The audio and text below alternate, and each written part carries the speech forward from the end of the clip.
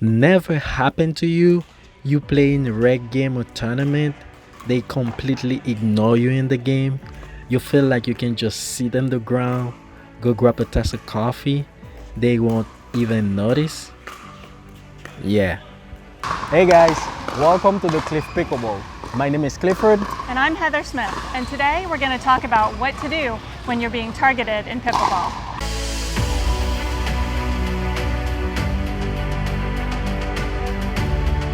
Hey Heather, have you been targeted when you play like mixed double or in tournament or even rec game? Absolutely. I am targeted quite a bit in pickleball and doubles.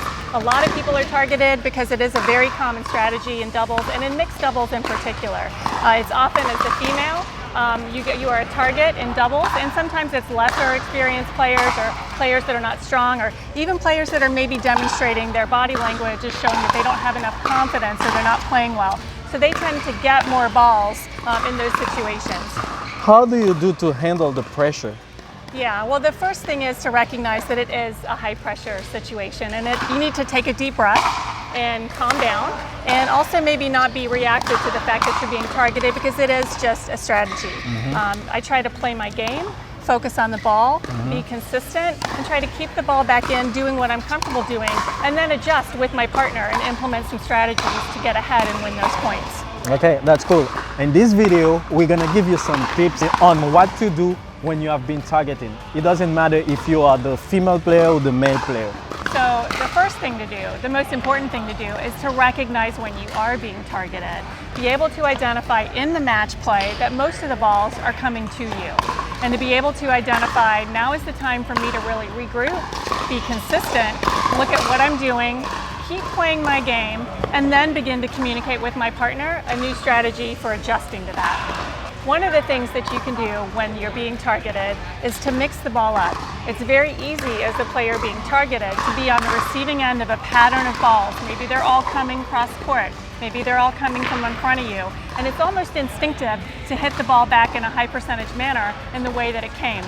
But think about mixing it up a little. Don't be predictable in what you hit back to the other team, and that makes it more likely that they're going to make a mistake. Your goal is to change up that pattern a little bit so you're not on the receiving end of a pattern that's putting you in a defensive position. The next thing we can do, like for the male player, usually in my case, I'm very aggressive.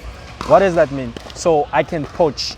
So sometimes when you see they target your partner and they cross dinking with her or with him, if the dink is high enough and you can take it out of the air and start attacking.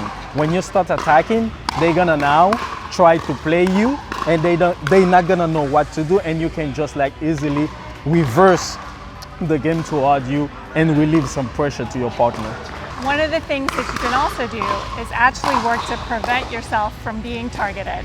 When you have players of equal ability, it might not be apparent to the other team who's a little bit stronger, who's a little more experienced.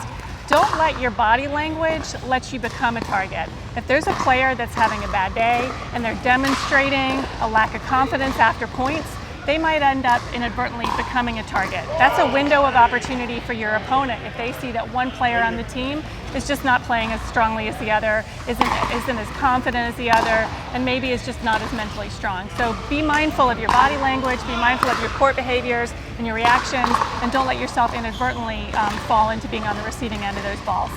You have to be consistent.